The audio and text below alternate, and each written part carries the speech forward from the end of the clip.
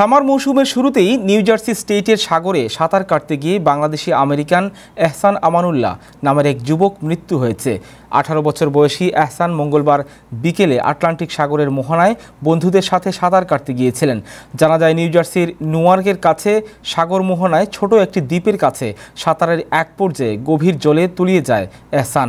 উদ্ধারকারীরা সংবাদ পেয়ে তল্লাশি চালায়, কিন্তু রাত বেশি হওয়ায় ওয়েস্ট মিডফোর্ড পুলিশ মঙ্গলবার রাতে সাগরে তল্লাশি স্থগিত রাখে।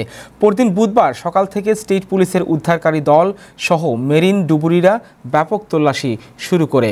এরপর এহসান আমানুল্লাহর মৃতদেহ পাওয়া যায়। নিউ জার্সি প্রবাসী বাংলাদেশি ইঞ্জিনিয়ার সাদিউল্লাহর দুই ছেলের মধ্যে দ্বিতীয় এহসান সদ্য স্কুল পাশ করে রাটগার্স ইউনিভার্সিটিতে ভর্তি হওয়ার প্রক্রিয়া ছিল। নিউ জার্সির র্যান্ডল শহরে পরিবারটির বসবাস। মাত্র 2 দিন আগে হজ পালন করে ইঞ্জিনিয়ার সাদিউল্লাহ আমেরিকায় ফিরেছেন। এহসানের মেক্সিকান মা ছেলের এই দুর্ঘটনার সময় মেক্সিকো সফরে ছিলেন। শুক্রবার এহসানের নামাজে জানাজা শেষে স্থানীয় কবরস্থানে তার মরদেহ দাফন করা হবে।